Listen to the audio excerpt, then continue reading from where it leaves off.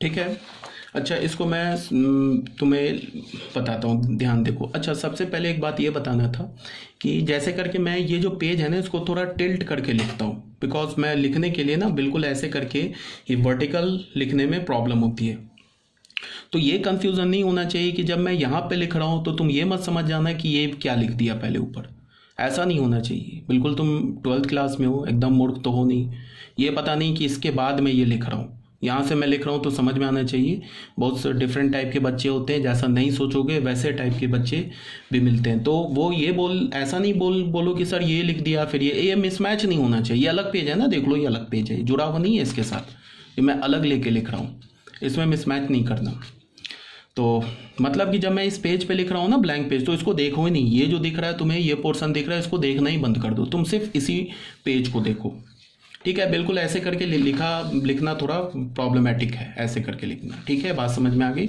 अब जरा सुनो ध्यान से। ये ए मैट्रिक्स मैंने क्या ले लिया, एक स्क्वायर मैट्रिक्स ले लिया, n बाई n ऑर्डर का स्क्वायर मैट्रिक्स ले लिया। तो अब क्या बोला जा रहा है कि ये ए एक स्क्वायर मैट्रिक्स है, तो इसको मैं सिमेट्रिक मैट्रिक्स और स्क्यू सिमेट्रिक मैट्रिक्स के टर्म में ऑलवेज रिप्रेजेंट कर सकता हूं। वो कैसे, पहले तुम ऐसे देखो, ए को क्या मैं ऐसे लिख सकता हूं, half A plus A transpose plus half A minus A transpose, ऐसे लिख सकता हूँ। इसको तुम अगर मल्टीप्लाई करोगे तो हाफ ए प्लस हाफ ए मिलके ए बन जाएगा, जो कि लेफ्ट हैंड साइड है।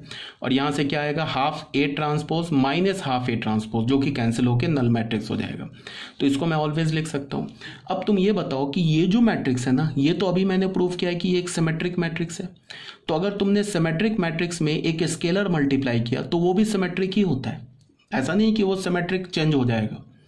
तो सिमेट्रिक में स्केलर मल्टीप्लाई करोगे तो सिमेट्रिक होगा, स्क्यू सिमेट्रिक मैट्रिक्स में स्केलर मल्टीप्लाई करोगे तो वो भी स्क्यू सिमेट्रिक मैट्रिक्स ही होगा। हाँ, बट अगर किसी सिमेट्रिक मैट्रिक्स में तुम कोई दूसरा मैट्रिक्स मल्टीप्लाई कर दोगे तो वो चेंज भी हो सकता है, वो नॉन सिमेट्रिक भी हो सकता है, वो सिमेट्रिक भी हो सकता है, बट स्केलर से चेंज नहीं होता है। इसका क्या मतलब है कि अगर मैंने ए को एक सिमेट्रिक मैट्रिक्स बोला है तो लैम्डा इंटू ए जो होगा वो भी सिमेट्रिक मैट्रिक्स ही होगा। अगर ए को मैंने स्क्यू सिमेट्रिक बोला है, स्क्यू सिमेट्रिक मैट्रिक्स बोला है, तो जो हमारा लैम्डा इंटू ए होगा वो भी स्क्यू सिमेट्रिक मैट्रिक्स ही होगा। ये बात बोला जा रहा है, ठीक है ना। तो अब ये बताओ, ए प्लस ए ट्रांसपोज ये सिमेट्रिक हो गया, तो हाफ मल्टीप्लाई किया तो ये भी पूरा सिमेट्रिक, ये स्क्यू सिमेट्रिक हो गया, अभी प्रूफ किया है, तो ये भी पूरा स्क्यू सिमेट्रिक। तो ए को हमने क्या लिख दिया, symmetric plus skew symmetric matrix के टर्म में मैंने रिप्रेजेंट कर दिया। तो यही बात बोला जा रहा है। इस पर मैंने ऑलरेडी बता दिया कि जेके बोर्ड में, सीबीएसई बोर्ड में या तो लॉन्ग में या तो शॉर्ट में एक क्वेश्चन पूछ देते हैं। ठीक है, तो उसको याद रखना। तो ये हमारा हो गया नोट नंबर 3। अब आ जाओ नोट नंबर 4 में। ये नोट नंबर 4 जो है थोड़ा बड़ा है, इसमें इसके कई सारे डिफरेंट ये है आपको पॉइंट्स हैं। तो इसमें क्या है कि कोई ये एज सच रटना नहीं है, बिल्कुल लॉजिकली बेस्ड है, वो इसको ध्यान से समझ लो। क्या बोल रहा है यहाँ पे कि A and B are square matrix of same order if both are symmetrics. A और बी को बोल रहा है क्या कि स्क्वायर मैट्रिक्स है सेम ऑर्डर का, अगर दोनों सिमेट्रिक है तो A plus B is a symmetric matrix. पहले में आ जाओ, ठीक है। क्या बोले यहाँ पे, ए और बी अगर स्क्वायर मैट्रिक्स है, नोट नंबर 4 को समझाने के लिए, ए और बी को हमने क्या बोला, ये एक स्क्वायर मैट्रिक्स है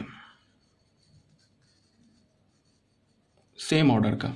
तो क्या बोल रहा है कि ए प्लस बी जो है हमारा, ए और बी स्क्वायर मैट्रिक्स है, सिमेट्रिक मैट्रिक्स नहीं है।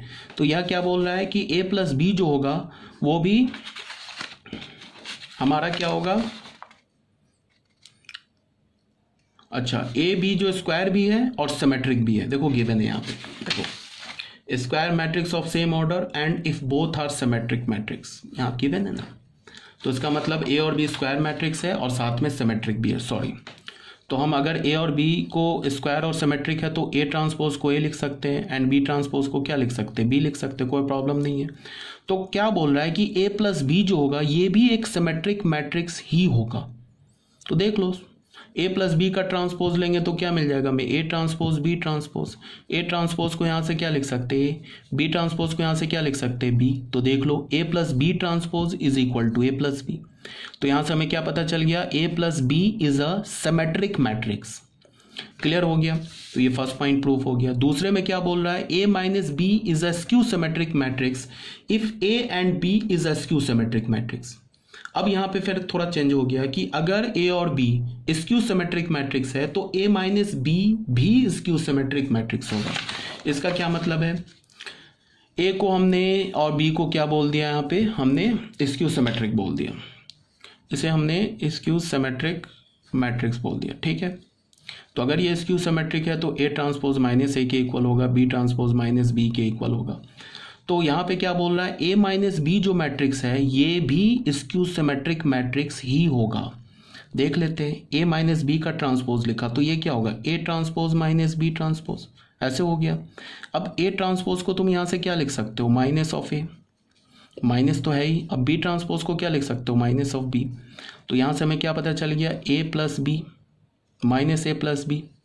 इससे तुम कॉमन ले लो तो ये क्या हो जाए, माइनस कॉमन लिया तो ए माइनस बी। तो हमें क्या मिल रहा है, A minus B transpose is equal to minus A minus B. तो देख लो यहाँ से मिल रहा है ना हमें, या फिर इसको आप ऐसे लिख लो, A minus B is equal to minus A minus B transpose. तो हमें मिल गया ना, ए माइनस बी खुद अपने ट्रांसपोज के निगेटिव के इक्वल है। तो यहाँ से हमें क्या पता चला, A minus B is a skew symmetric matrix.